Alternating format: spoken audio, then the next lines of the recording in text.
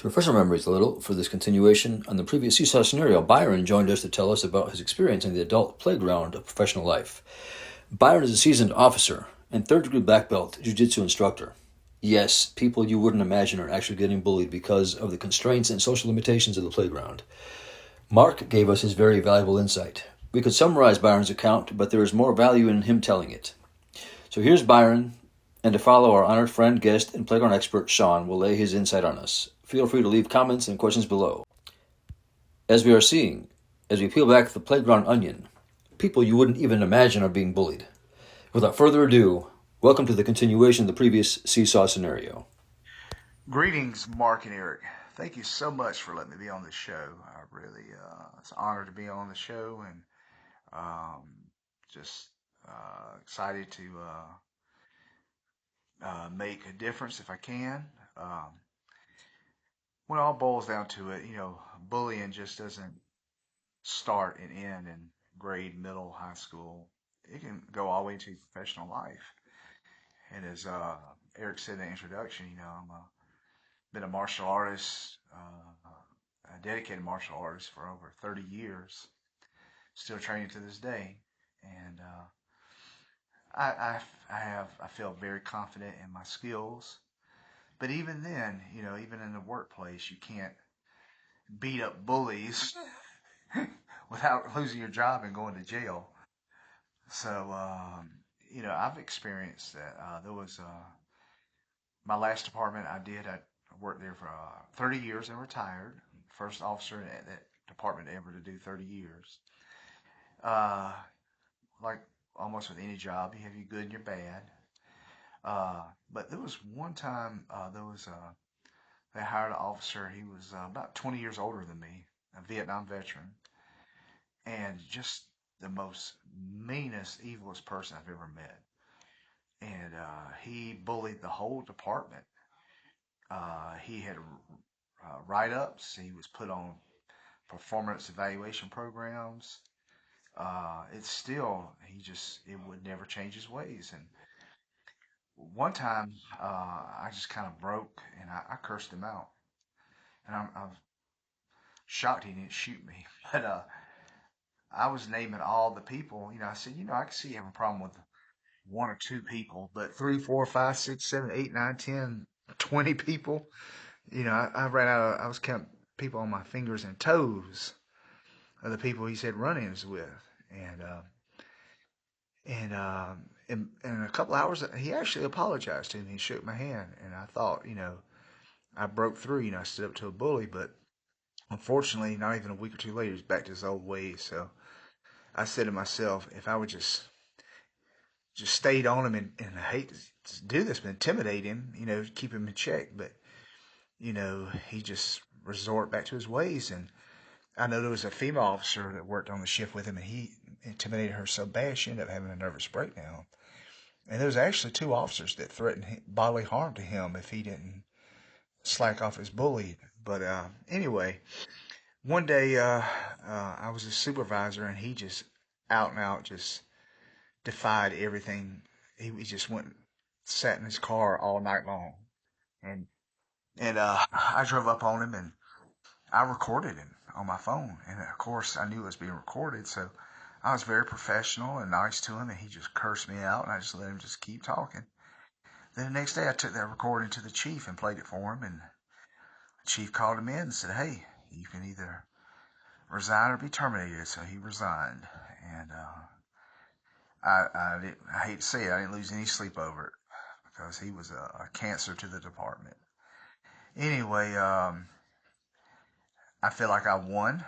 I kept my job and stayed for 30 years. And I've had other little incidents, but nothing to the extreme of that.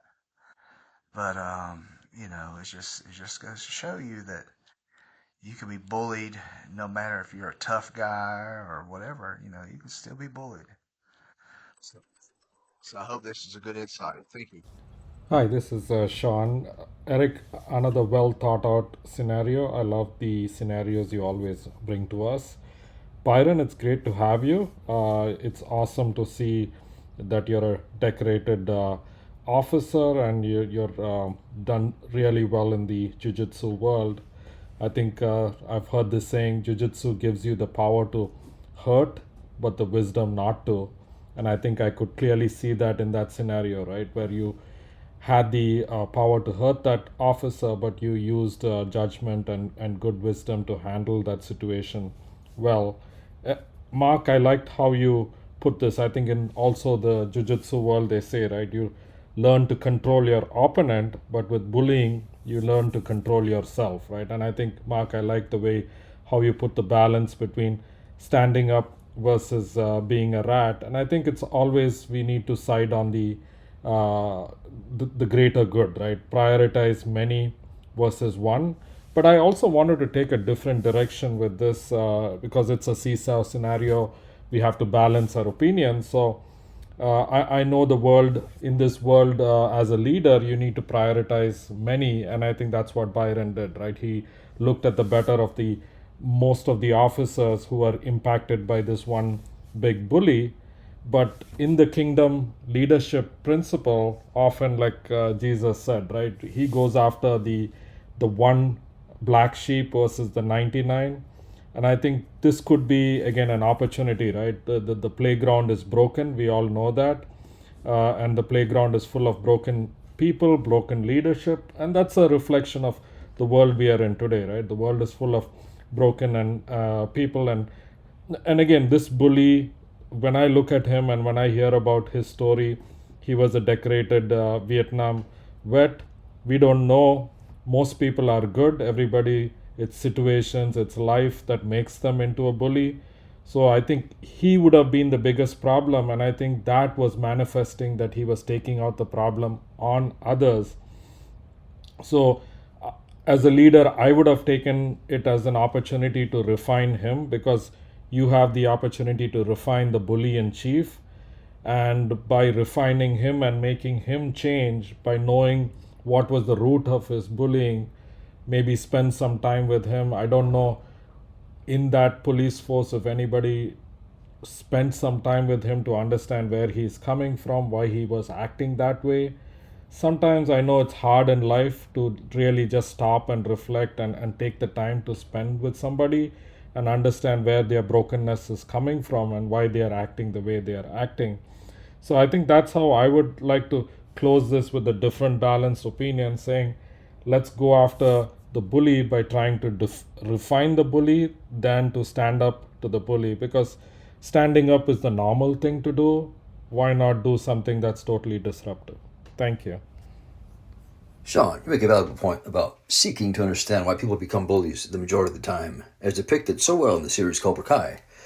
To add my 2 cents in the context of this seesaw scenario, some, however, are just mean people, though, for no reason, and that must arguably be accounted for as food for thought. The time to try to help somebody is not while they are pounding us in the face. It seems in a society where standing up for yourself is often punished, coupled with people's reluctance to be a rat, as Mark said so eloquently, because nobody tends to believe them, and they receive timeless useless advice like try to avoid the bully or just ignore them. Anybody who has been bullied can attest that none of those methods seem to work. It seems like if we take what Mark, Sean, and Byron have expressed as a collective, hitting on different important components, we may have stumbled upon a part of the solution to this age-old playground phenomenon. Mark said putting bullies in their place, as well as wrongdoers should be. But they shouldn't be left there. That I'm sure we can all agree on. Some sort of help should be sent their way in a format they will accept. In a timeline that makes sense. Byron pointed out that sometimes we need to keep bullies in check while properly routing our concerns to higher powers that can bring proper resolve to the issue, as he did in his scenario. To do that, as Jordan Peterson points out, you can't be unable to defend yourself, as that is being weak, not meek.